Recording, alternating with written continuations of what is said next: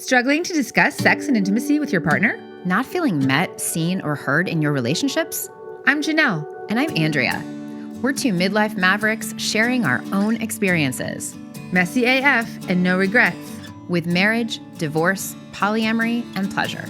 We've learned that when you're brave enough to figure out what you want and ask for it, with partners, friends, family, and most importantly, yourself, you'll feel more alive and free. Question everything, especially your mother's advice. There's no rom-com formula for this, but don't panic. Being alone matters. Honey, I can't miss you if you don't leave. What if your breakup could be your breakthrough? Our podcast is for brave hearts. Anyone who seeks or has found the courage to confront their fears and limiting beliefs about breaking societal norms in the spirit of finding their truth. If you're seeking permission to be brave in your relationships and want to feel less alone along the way, we got you.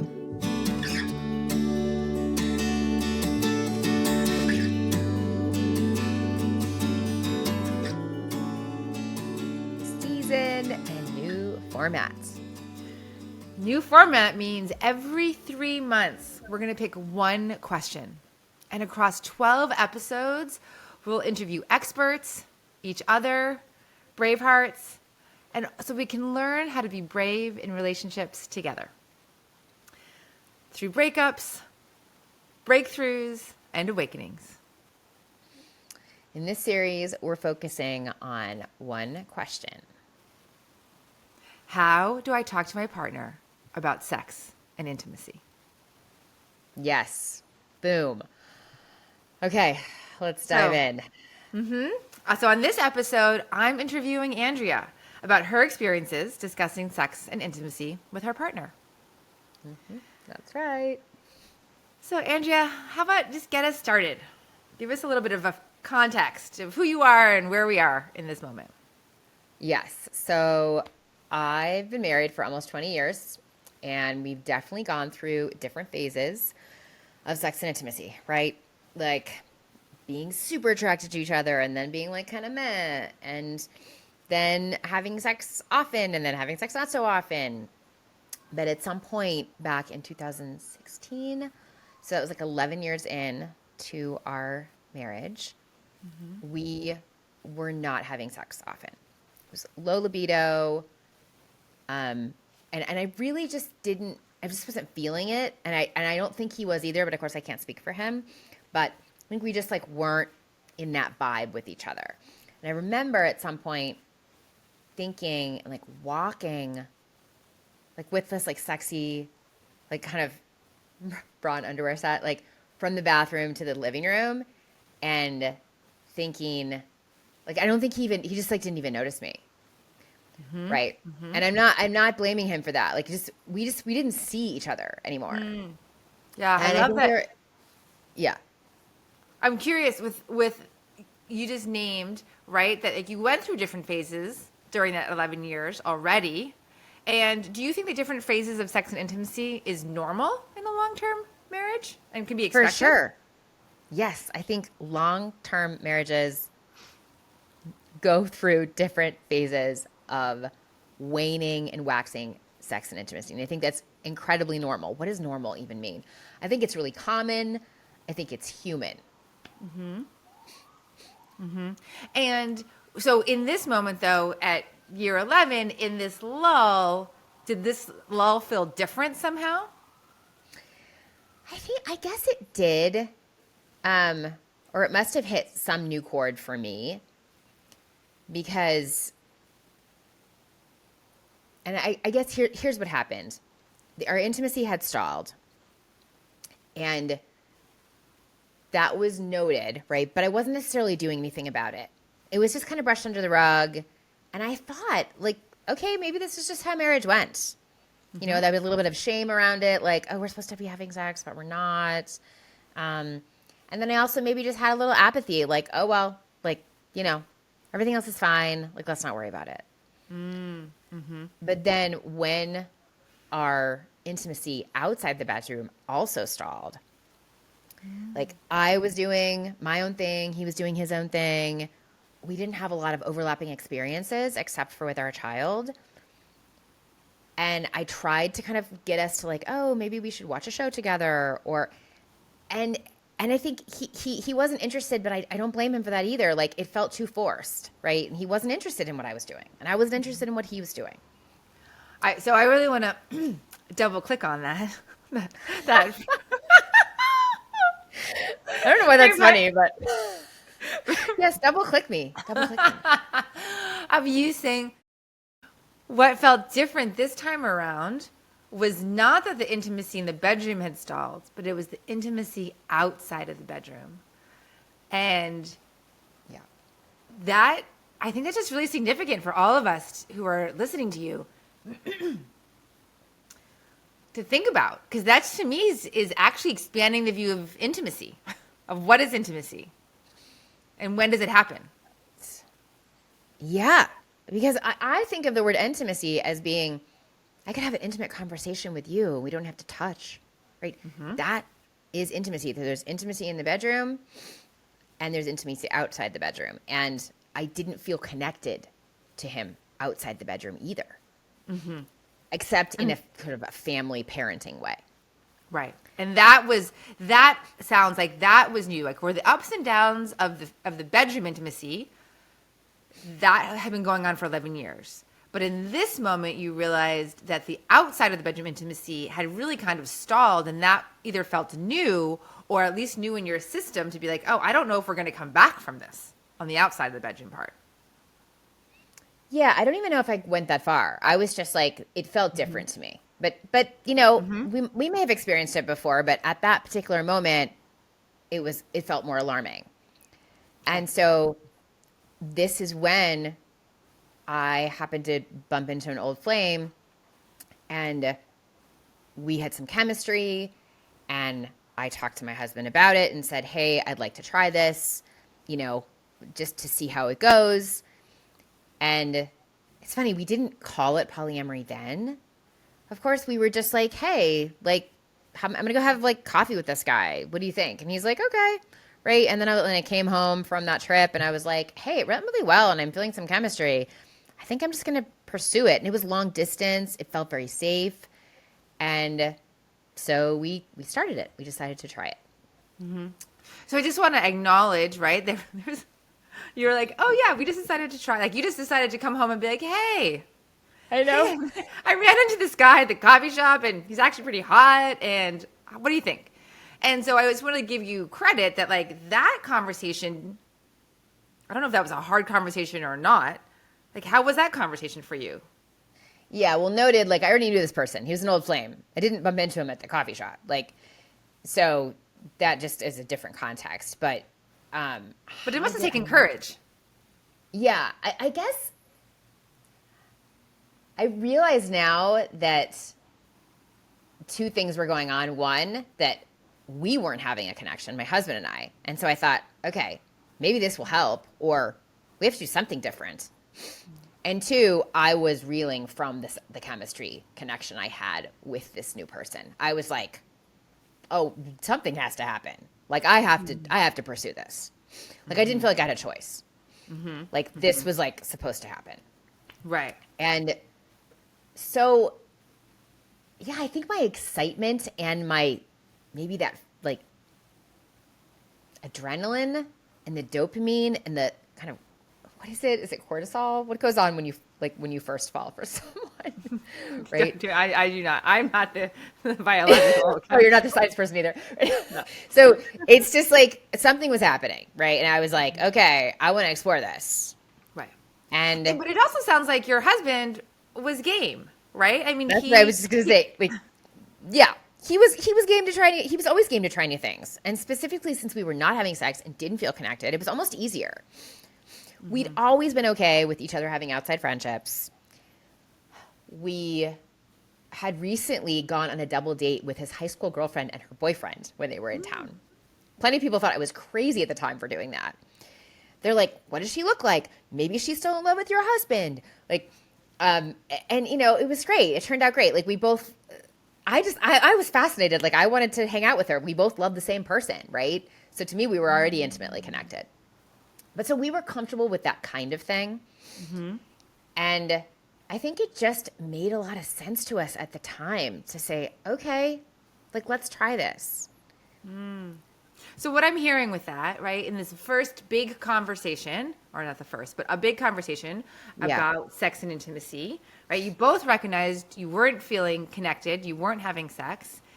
You both had a already, without anything having happened, a pretty broad, open view of like relationships within within the marriage, Yeah. outside relationships, and both were courageous enough and confident enough to be like, okay, let's just try something different and see what happens without really knowing what any of that meant. Yes. And I should correct that, these conversations worked for us partly because he's the laissez-faire one and I'm the nervous one, right? I was coming to him with this. He's always like, sure, let's try it. We'll see how it goes. This is what he's been like about everything, right? Whereas I would have been like, oh my God, we need a plan. Are you sure? This makes me so anxious. So if he had come to me with this, I don't know. I don't know how that would have gone. Yeah. Okay. I'm giving him Beautiful. credit. Yeah. Yeah, thanks for acknowledging that, right? That, yeah, your husband is grounded, which can sometimes be annoying, as we also know. In this exact moment, was really perfect to allow you, for both of Yeah. you, to expand beyond what was already there. So in a sense, this is how one of the ways I spoke to my husband about sex and intimacy, right? I approached him about something new. So next what happened though, because I really want to get to this next juicy part of how it changed how we talked about sex and intimacy, is that being with this, I'll call him my boyfriend at the time, was amazing, right? I fell in love with my body. I felt seen. I felt like he had ignited a new life force in me. I felt appreciated. I felt recognized for who I was. I was being fed and I wanted that, like that passion. And it started raising my libido, and it actually raised my libido with my new boyfriend and with my husband. Even Whoa. though those experiences were so different and they had nothing to do with each other, literally or metaphorically. Do you have a question? Yeah, well, okay, you just said so much. I just want to pause you for a second. So, just it, and how often were you seeing your boyfriend at that point? Like you said he was long distance. Yeah, I was talking to him every day, like lots of times a day, but I only saw him once the first year. Oh wow. Okay. Okay, great. We were But having lots even of in phone that, sex, though. Lots of phone sex. okay. But so, okay, lots of phone sex and one-time physical sex weekend that results of that, what I heard you say was you fell in love with your body more, your libido went up, you felt more alive, you felt more ignited. So all of that happened, which I just really want to call out. Those are massive changes for you on the internal. Yeah. Yeah, that happened as a result of being brave and having that conversation. And then then the last thing you said was, oh, and then that my increase in libido also then pertained to my husband. Yes. And Like I will that say you it were. didn't happen right away. Like, I would say maybe after a year of that. I think I saw my husband in a new light, but it took a while, right? I was pretty obsessed with my boyfriend for a while. And my husband was like, okay, like, I don't want to hear about it. I know what's going on. That's fine. But after a while, I saw my husband differently, and I wanted more sex more often, and I wanted to be intimate, and I wanted to see him differently, and I wanted to connect with him differently. And I imagine that might be surprising, right, for some people to hear that Maybe. having sex with someone else who's not your lifetime partner can actually impact your desire to have sex with your husband in a really positive way. Like that there was I'm sure that there were challenges, but there was also a lot of benefits to your relationship with your husband by having another person involved. Yes, I think you're right. Probably because love just keeps going, right? We've learned this, like more love begets love. Falling in love with yourself is key, and I think it gets left out of storylines.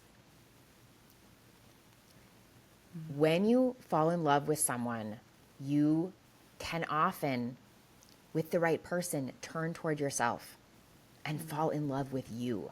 And falling in love with yourself is such a humbling experience because it made me more generous. more forgiving, and less judgmental of myself. And therefore, I became more generous, more forgiving, and less judgmental of others. Bravehearts, take a deep breath on that one. Right, what Andrew just said about it all comes back to falling in love with ourselves. All these Yeah. relationships with others. So what I'm hearing then, how did to bring it back to our question, how did this help you talk to your partner about sex and intimacy? Because it renewed my courage and confidence in my body and my skills in the bedroom. I had less fear. I had more motivation. Sex was on my mind more. I was like, no, we're going to make this happen, right? I'm going to make sure that this happens. I was self-pleasuring more. I knew what phone sex was. I knew it worked. I was getting to know my body in a new way. I knew what I liked, which meant it was easier to ask for it. It all contributed to having more bravery and courage. And ultimately, that's what it takes. Like, that's the bottom line. We can talk about all these different tactics about how to talk to your partner about sex, but it is really just finding it in yourself, that bravery to do it. So I think ultimately, like, the resolution is like having a relationship with myself was key to having these conversations so I could know what I want, ask for what I want, and have the courage to talk to my partner. All right, so what happened next? So everything that happened there really is a hack. I didn't actually start talking about sex more right away. I was still nervous to talk sometimes, for sure. I mean, I wanted intimacy, but actual intercourse seemed kind of complicated. I don't know why that's funny to me, but like intercourse is like, you've got like you're both trying to orgasm and you got the timing and you have to make sure that you have space and you have to make sure no one's listening and it's just more complicated, right? And we had, of course, history and habits, a dynamic that we were already associating with our bedroom and our coupledom.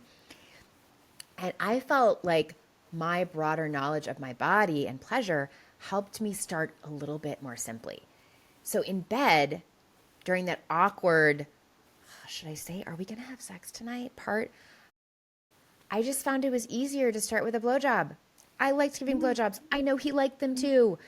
I was confident. It gave me control. It was less emotional, right? So I started doing that, and that connected us and helped us give each other pleasure. And it just kind of kicked things off, right? And then maybe we would have sex from there. Usually not, but like it was like, oh, we both were so happy, and that was a way to reconnect physically. Okay, so what I'm hearing with that, like back to our question of how do I talk to my partner about sex and intimacy, is that you actually also broaden the definition of sex, right? Like in your mind, you were like, oh my gosh, sex, well, what I'm putting into your mind is like, oh, sex equals penetration. But then you were like, actually, that doesn't feel really great for me, but what does is giving blowjobs. And then that's okay. Right? You both are getting to enjoy that. And so but that took you untangling that sex was supposed to look a certain way with your husband in order for it to count. Yes, exactly. I also realized I was in my body more than I used to be. I used to be, very much in my mind, right? And so getting out of my mind was helpful.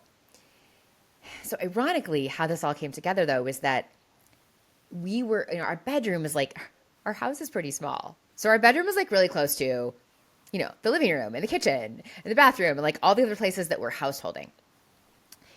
And when I turned this on its head, the fact that I was usually thinking about Google Calendar at night at 9:00 when I was in bed with him and asking him questions about that, which was not helpful for our sex life, made me think, oh, maybe if I combine these things, maybe if I put this on the calendar, like this is going to make us do it, right? And this is scheduled sex. People talk about this all the time. I used to be like, oh my God, that sounds so unromantic.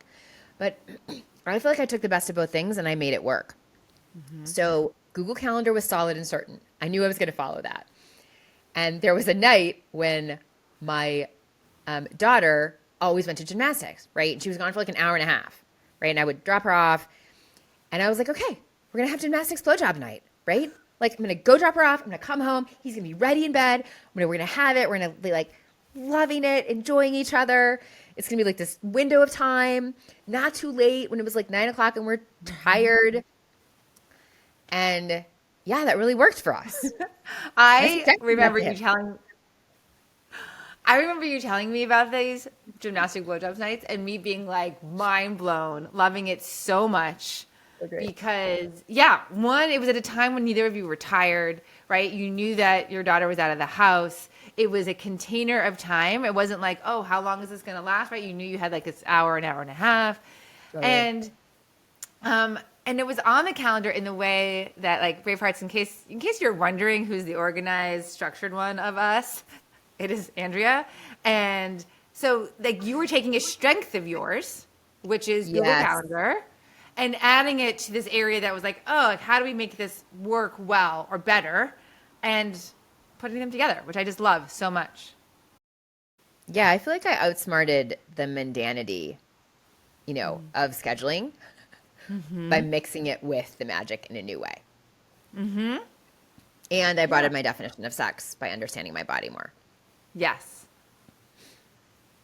Right. And as a wife and as a mom who's managing a whole bunch of different things, that you just like, okay, how can I combine all these things without saying like, oh, I'm supposed to be something different? There's like, oh no, I'm actually the integration and the Yeah. culmination of all of these parts of me.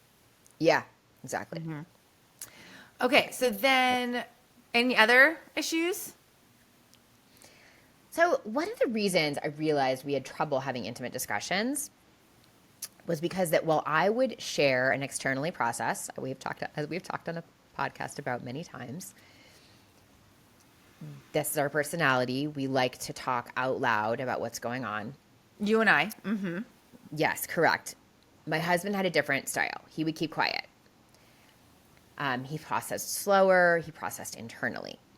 And I found this particularly challenging because I wanted to feel close to him, and he was hesitant to share, right? And like my need for certainty was out of control. Like I wanted to know, please tell me, please tell me, please tell me.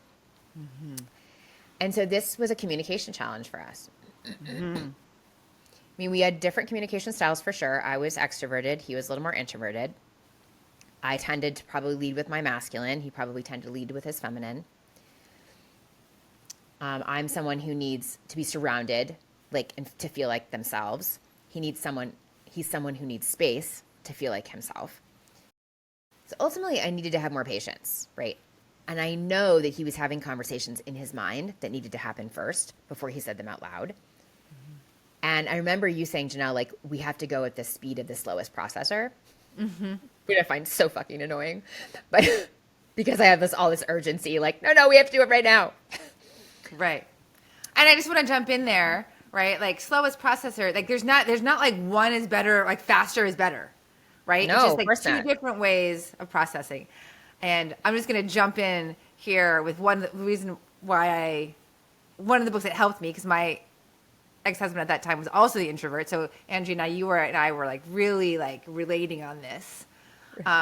Was the book Quiet by Susan Cain, which is to help. It's how to be an introvert in a world that doesn't stop talking. And it really helped me see, because I had put our way of externally processing ahead and above as better than those who were internally processing and taking time to be with their state and their emotions without letting me know what they were. So we were you and I were in a learning curve around this. This did Oh not my come gosh. naturally for us. So huge. And I think, and my husband often didn't share partly because he was afraid of my reaction. I'm a total overreactor, right? He didn't want to deal with it. I've always been drawn to intensity, and sometimes my attraction to that intensity won out, even if there was a more peaceful path. Like, I'm like, oh, this is going to disrupt stuff, but I want the intensity. And so I go for it. My emotions were very big. I reacted a lot. I had too much to say.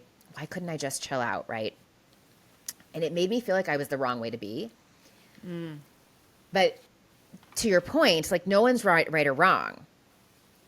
And I remember you said to me, like, my intensity is a beautiful part of me, right? And it's okay to embrace that. And also, like, I think you actually described it as I love intensely, and I was like, that's I a do. beautiful way to love. Yeah, I totally do. Like I'm all in, all the way. Like if you're gonna be loved by me, it's gonna be big and hard and like so intense. So I also blamed my emotions on him, right? So like he was the reason I was sad or angry or upset. So yeah, so I just heard you say a lot of things, and I just want to like break that down a little bit. One part was that you're an external processor and had to figure out that your husband, who was an internal processor in our vocabulary, that there was just a difference in a difference in communicating, but not that neither one was right or wrong. But then I also heard you say that your emotions are really big, and you said that they're out of control, and you had a lot of judgment around how you expressed when he did say what he was thinking. When he finally came around to tell you what he thought, then you could potentially react very big, very loud, Yeah. very intensely, and which made him sometimes recoil and not want to share with you. So then you Right. felt badly about how you reacted as the second piece. So then you were like navigating that. And then the third piece of that was that when you did get really big and really react, and whether there was tears or anger, you blamed him for those reactions. Totally. Yeah. And then I had two aha moments. One, I saw myself in my boyfriend because he was also very similar to me, very intense, very emotionally reactive. And I was like, oh, wow, that's really hard to deal with. Like, that's a problem. Like, I have to fix that. Okay. Yeah. Well, that's a beautiful like soul mirror piece. Got it. And then I went to I.S.T.A and I realized that I am not a bad person. Like, I'm not wrong for having these big emotions. Like, and that helped reduce my shame around it. I was like, oh, okay, they're just emotions, they're just energy. I just have to move them through. I have to express them. And that was big. Like, it didn't change overnight. It was a long process, but oh my gosh, I was so happy to be like, yay, I can still be myself. Right? Well, what I'm So, hearing with that too is that you, um, like, your emotions were okay, but they were also, what I'm hearing is your responsibility. Like they were yes. also weren't your husband's, and so you were unlocking the blame of him while acknowledging that your emotions were okay. Well, yeah, like like I got to there eventually, right? Right. So, but first I had to learn to channel and release those emotions, take responsibility for them rather than putting them on someone else. And I learned to say things like, I'm not like, I'm not mad at you, but I am upset and I have energy to dispel, right? Or, oh, I feel a charge coming up. Like, I would literally start to feel it in my chest and my voice would rise or I would start swearing, right? And to his credit, like, just he totally was like, okay, cool. Like, I get it. He just like really was patient with me. And I had to learn how to own my own emotions. Which Bravehearts, so key. We're talking about how do we talk about to our partner about sex and intimacy. Oh my God. Guess what? Emotions are part of the waters we're swimming in here, and so it is key to learning how to have these conversations. Is learning how to be responsible for our own emotions. Yeah. Yeah. And I mean, basically, our difficult conversations went from toxic to like tolerable and from almost volatile to just like voices across the kitchen counter. Like, they shifted so much. And of course, me owning my emotions and knowing how to dispel my emotions encouraged him to share more. And so I would say like we created more brave space. Yeah. Yeah. Beautiful. Because what I'm also hearing is it goes both directions, right? Like learned, and I get it, took a long time to stop blaming him for your emotions, which also meant that I don't know what he was thinking, but he might have blamed himself for your emotions, right? Like maybe, Yeah. like that was a learning curve for him too. Yes. And to interject, I remember at one point, my reaction is often to cry when my emotions get high. And my partner was like, I really don't like it when you cry. And I had to be like, I just need you to be able to stand in the face of my tears And that's it. You don't have to fix them. They're not your fault, but they are emotions that I need to express. And like, it's like, I can't, if I suppress them, then I'm like containing myself. So where Andrea and I are talking here, right? And Andrea's sharing her thing, but it requires both people to be able to own their own emotions and own when it's not their fault, like that someone else's reaction isn't theirs either. Yeah, it's so big. And like, I feel like I'm having an aha moment even as we say this. I'm like, talking to your partner about intimacy and sex it's just so much more than the intimacy and sex. It's about communication skills that you don't even realize you don't have. Like, and cheers to you if you do have them. Amazing. But I didn't. Yeah. And And I didn't either. Yeah. yeah, I really had to learn them. I mean, it's not only helpful for talking about uncomfortable big topics like intimacy and sex, it's helpful in any relationship when you're deciding anything. Yeah. I Like, agree with you. yeah, it's really big. And I think I also want to stress to Bravehearts that this is not about changing yourself. It's about like learning to navigate your own emotions and learning that you have a choice when the moment comes up. So when you're talking to your partner about intimacy and sex and he's like, hey, I don't like it when you do this, or I would prefer this. And I'm like, oh, okay. Nope, that doesn't feel very good. Like, what's my reaction going to be? I mean, some of us are hurt and it manifests as anger. Some of us are anger, it manifests as hurt. It depends. But really sitting in choice and saying, okay, which way am I going to go on this? Why we're talking about this Bravehearts is because in our 6 months of in real life conversations, in our Braveheart conversations, this is the question that came up in every single one by at least one person, if not multiple. Yeah. And the flavor of the question, right, was like, had to do with, someone thinks that the sex is amazing and someone doesn't think it as much, or I want something different than what they want, or I don't know what they want and I'm afraid to ask them. And so this question is so big, which is why we're dedicating 12 episodes to it from so many different perspectives, because Right. we're talking about different definitions of sex. We're talking about different definitions of intimacy. We're talking about different ways of being. If you're monogamous versus poly versus what turns you on and what does it. But then ultimately in all of this, it's really talking about communication skills that we didn't know we needed when we were in a relationship. And that these skills are going to impact not only this conversation with your partner, but will impact every part of your life with every single person that you have in relationship to.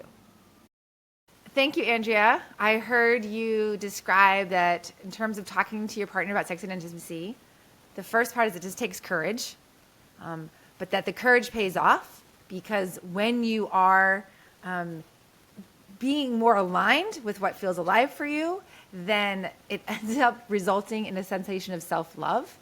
And that feeling of self-love broadens to every part of your life. And ironically also helps you be more brave about having more conversations about sex and intimacy. We also heard you talk about that actually there's so many communication tools and skills necessary to have this conversation.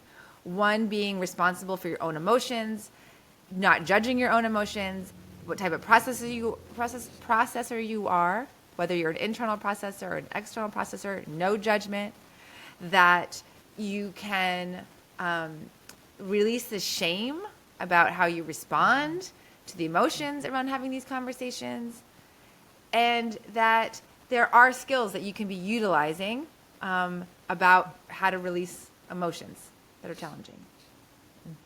Is there anything else that you want to share with that? I think I also just want to encourage Bravehearts as part of the Braveheart homework too, weaving this in, is that can you broaden your definition of sex? Can you broaden your definition of intimacy? can you become aware of the different communication styles between you and your partner, knowing that neither one is right or wrong, but that they are different, and how can you work with each other?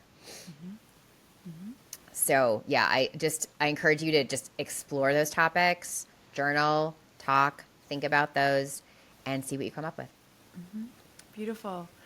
And so for our next 2 episodes, we are going to now interview experts. We're going to interview a sex therapist as well as a couples therapist to help us get more information and skills on how to talk to our partners about sex and intimacy. So stay tuned. We love you, Brave Hearts. Bye. Hey Bravehearts, looking for permission? Work with us. We offer Braveheart coaching. Follow us on Instagram. Meet us in real life at a Braveheart conversation. Subscribe to our newsletter. Do all this and more at our website, permissiontobehuman.live.